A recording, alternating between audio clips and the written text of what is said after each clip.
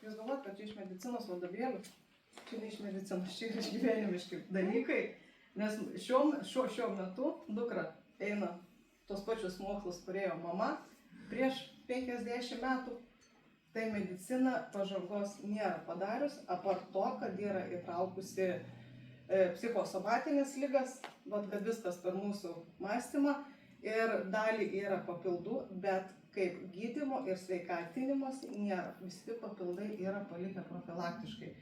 Tai ką čia gaunam, ir kaip dukra irgi, kad sako, aš kartais girdu, kaip kalba medikai, kurie veda paskaitas, dėstytojai per brūkšnelį.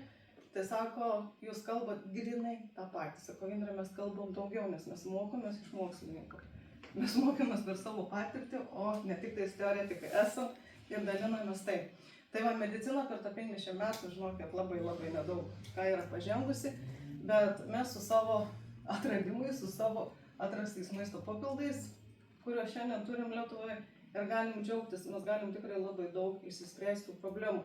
Ir prieš 13 metų į Neolife aš atėjau būtent irgi dėl kvėpavimų takų problemos, kaip ir minėjau, vyresnėliai dukrai, kuri šiandien pasisuko į mediciną. Ir mes iš tikrųjų buvo ta situacija, kad jau reikėjo šalinti tonzilius. Ir tos pūlinės anginos, ir viskas dėjosi, ir vaikas nuolat serga, kas mėnesį atkrenta ir atrodo, vaistas gyvena nuolat ant vaistų, arba su vaistais, gal taip teisingiau sakyti, ir to sprendimo kito nėra. Bet vėlgi, kaip sakau, mes turim mamą namuose, mums neleido šalinti tonzilės, jokių būdų, nes prasidės visos kitos išvardintos ligos. Ne tai, kad prasidės, bet gali prisidėti, gal ne visiems ir prisideda, bet nuo kuri mama norės rizikuoti ir paaiškinti problemą. Tai pirma pagalba mums, kokia buvo suteikta, kada mes nuvažiavom pas gydytoją ir pasidarėm kraujo tyrimus, ten viską vėl pasižiūrėjo, sakė, jūs be antibiotikų neišlipsit vėl, jums reikia antibiotikų. Ir mes su tam sakom, gal pabandykim nerašyti antibiotikų. Ir aš grįžus namo pasiskambinau pažįstamai, sakau, tu man atnešk šiandien, nes jeigu ne, nuo šio ryto turiu pirkti tuos vėl antibiotikus ir bandykim žiūrėti, gal kažkaip pavyks. Ir va, tai buvo šitie 4 buteliukai, karotinoidas, betaskveras, flavonoidas ir betabardas. Ir 7 metų mergaitai aš daviau iš visų punktučių 3 kartus per dieną po 4 vienetus. Atrodo, šiandien taip pagalvojus, daug, po 3, 4, 3, 12, gal ir didelė ta sauja. Bet aš tada žiūrėjau į tą saują kaip į tabletės. Man atrodė žiauriai daug, Jeigu mes galim išgerti paracetamolį, dar kažką, vieną kitą tabletėlį ir viskas. Čia yra 14, gal vaikiškų truputėlį daugiau ir vartoja. Bet kada ateina tas suvokimas, kad toje saujoje yra maistinės medžiagos. Kad tai yra vaisiai, uogos, daržovės sudėta, tai ta sauja, tai yra, kaip žemaičiai sako, mizeris, Nes mes niekaip negalim šiandien suvalgyti tų vaisių, uogų, daržovių tiek, kiek mums reikia. Ir aš tikrai supratau, kad mano vaikas, kas yra nupiešta ant bankučių, nei paprikų jį nevalgė, nei juodųjų serbentų, nei burokėlių nevalgė. Jie tiesiog 7 metų vaikui, aš nežinau, kuris vaikas valgo daržovės, gal gurks ir ten pomidorus, gal dar ten kokį kopūstą pagriauž ir viskas. Tų maistinių medžiagų buvo begalinis trūkumas.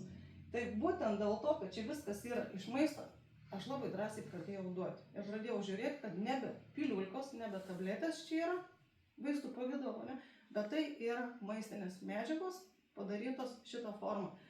Ir kitą dieną vaikučiui kosulys nurimo, buvo žymiai švelnesnis, naktį dingo temperatūra, po 3 dienų jie man vieną kitą kartą jau besukosė, nes po 4 dienų nuvažiavom pasidaryti kraujo tyrimus, nes reikia pažymos į mokyklą.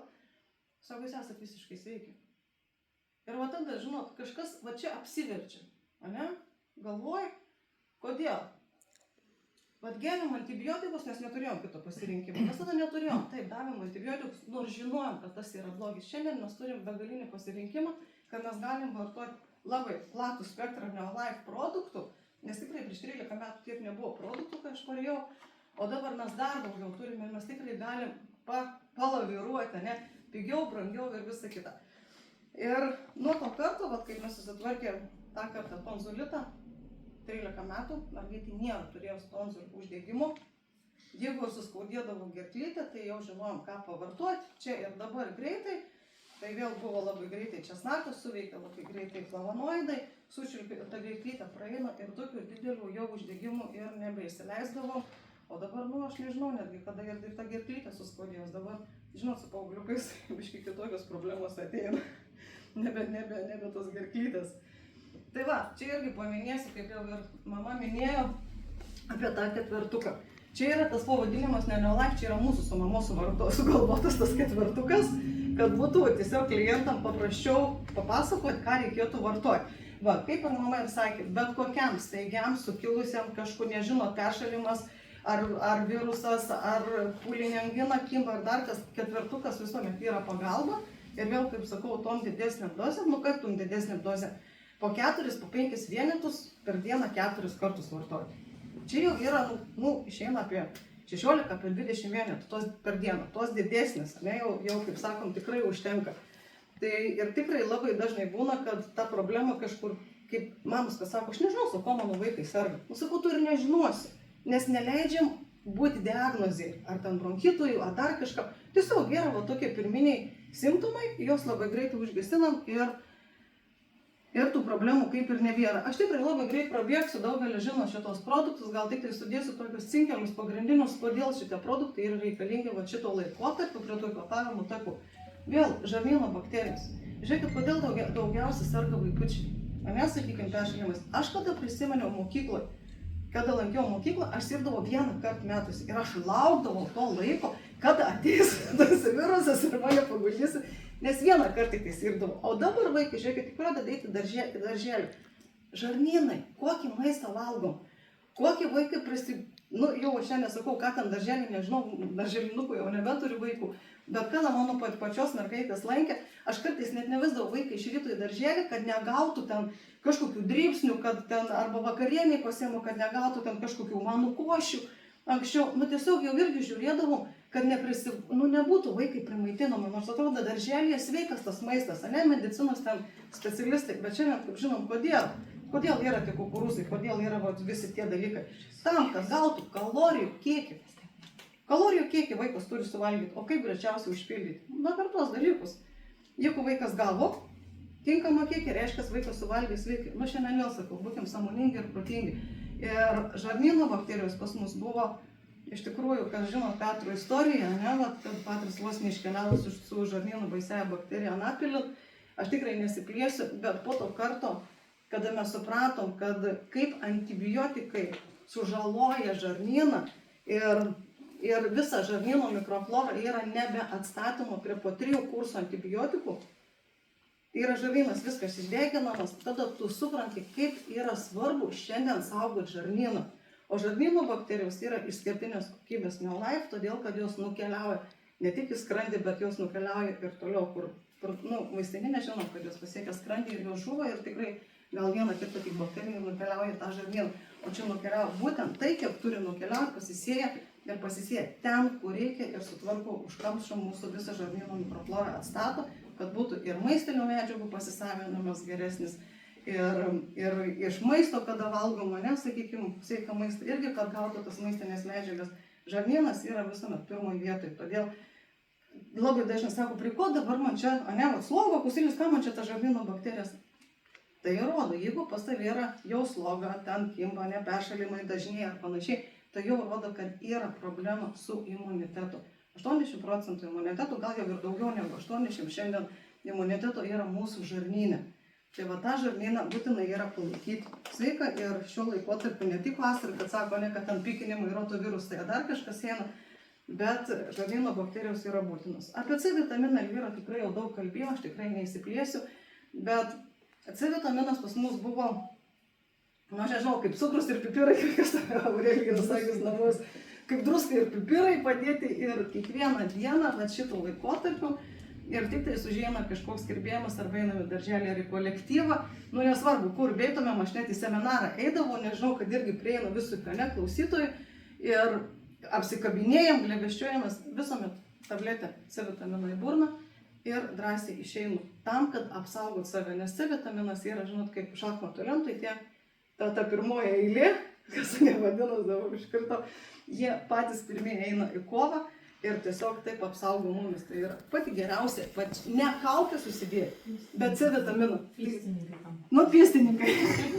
Nenorėjau tai pasakyti. Tai va, C vitaminas būtinas. Karotenoidas.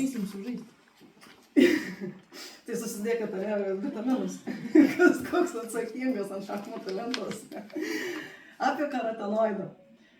Karotenoidą reikės keisti skaidrės, jau nebe ketvirtuką įvardinti, bet penketukas. Nes labai dažnai žmonės supranta, kad tik tais ketvirtuką reikia vartoti. Bet jeigu jūs jau priejot, kad jums jau reikia ketvirtuko, ne va viso to spektro, tai jūs supraskite, kad jau jūsų imuninėje sistemoje jau yra signalai. Jau ją reikia nuolat stiprinti. Karotenoidas čia yra, mes, žinot, kaip ir apie vandenį nekalbam, bet vanduo yra būtinas, nes be vandens mes turim išgerti savo tą kiekį. Taip ir karotenoidas, jis yra būtinas. Ir aš pati su karotenoidu, žinokit, tiek esu eksperimentų su vaikais pridariusi. Ir jeigu nori greito rezultato čia ir dabar. Ir va, mano su karotenoidu istorija yra tokia, kad naujųjų metų išvakarėse buvom susiplanavę išvažiuoti pas sesę į Šiaulius sutikti naujų metų ir aš atsikeliu ir aš jaučiu, kad man kažkas ir negerai. Kažkokia va visą tokius kamenus sesė, sakau, žinok, neatvažiuosi, tikrai, nevažiuosi, sakau, nenoriu nieko užnešti. Nežinau, gal kaip ir virusas kažkoks kibo. Aš jaučiu, kaip man kyla temperatūra, aš varau papildus, kraunu į save, temperatūra kyla, jau jaučiu, kaip skausmas eina į galvą, jau noriu sigulėti. Ir galvoju, kaip čia man dabar bus, nejaugi naujai metai ir bus lovai. Ir aš jau nuo 4 vakaro, nuo 4 gal nuo 5 pradėjau įsidukinėti karotenoidus. Galvoju, taip, palaukos. Ja, man didžiuosius šovinius ir tvarkom. Ir tai buvo išgerti 3 karotenoidai, praėjo dar porą valandų, dar 3 įsilupau iš Provitality, nes aš neturėjau karotenoidų, tai ėmiau iš Provitality ardžiau. Dar 3 karotenoidai, buvo kaip 7 val. Ir 10 val. Dar išgeriau 3 karotenoidus. Ir 12 val. Aš jau stovėjau su šeimyna balkonė su 37. Čia yra mano istorija ir aš šiandien sakau karotenoidus. Jeigu matot, kad kažkas kažkur, bet norit greitesnio rezultato, jūs ar per 5 dienas sugersit tą kiekį, ar jūs sugersit per 2 dienas. Čia yra jūsų, tik tais mūsų pačių pasirinkimas. Ir aš dabar, šiandien įsidėjau salę ir užsipuosėjau, iš tikrųjų čia kelios dienos, net ne kelios dienos, čia mėnesis atgal tikrai buvau, kaip sako, va tą 100 dienę, kažkaip pasigavę, arba čia kažkokia ta atmaina, kas čia buvo. Ir žmonės puosė, žinokit, po 3 mėnesius. Yra va dabar kažkoks, toks. Ką aš padariau? Aš jau jaučiu, kad tas kusulis kažkaip čia visi, va tie mano dalykai kažkaip nesutvarko. Aš į dieną buvo po 12 karotenoidų. Bet taip, tik karotenoidai, tam biški C flavonoidai, bet pagrindinai karotenoidai. Nes jeigu tu nežinai, kas yra, aš nežinau, kažkaip galvoju, tikrai čia nei virusas, nei slogos, nei gėtlės, nieko, tik kosulys pareina, toks išgiliau kažkoks. Ir po 4 dienų aš jaučiu, kad man tų kosulio tokio nebėra. Paskui po truputėlį sugrįžo, reikia į seminarą vesti, neisi su to kosuliu, trėbutelį atsidariau, išgeriau visą trėbutelį per dieną, kosulio nebėra.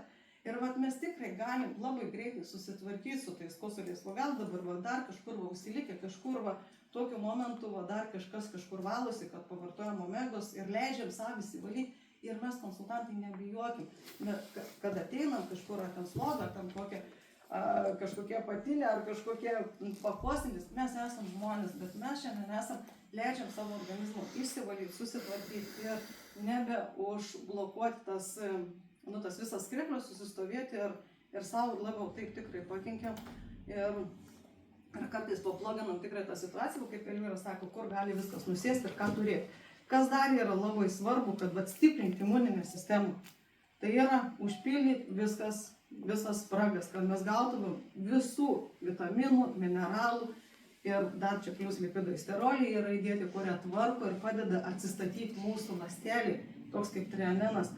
Tai vėl trianenas, kaip žinom, autorinis darbas, jo net su sertifikatais ir užpatentuotas ir jokia kita kompanija neturi būtent tokio gero pasisavinimo maistinių papildų. Ne tik, kad papildai jo išskirtinės kokybės, bet dar ir įsisavinimas yra šitų papildų visiškai kitoks. Ir kodėl žmonės sako, vartojau iš vaistinės, kiek geriau žuvų taukų, nieko nebuvo, čia pagėriau, 3 dienas apie energiją sugrįžo. Todėl, kad pradedam tvarkyti pradeda tvarkytis mūsų ląstelė, valytis. Ir, kaip sakau, kodėl dukrai ir nebesugrįžta, net tie tokie didesni tie uždegimai ir tos ligos. Todėl, kad leidžiam ląstelį išsivalyti, susitvarkyti ir iki galo. Na ir omega. Omega, kaip aš sakau, visas gyvenimo atvejais. Nuo gimimo iki amžinybės, ne kaip dabar Daivutė, kad sako amžinybė, jau nebe iki kažkada, bet iki amžinybės. Nes omega mažina uždegiminius procesus. Ir jeigu pas mus, sakykime, kažkur yra kažkoks organizmas ir mes ir jausim, kad mes greičiau peršalam, kad mes kažkokių problemų turim.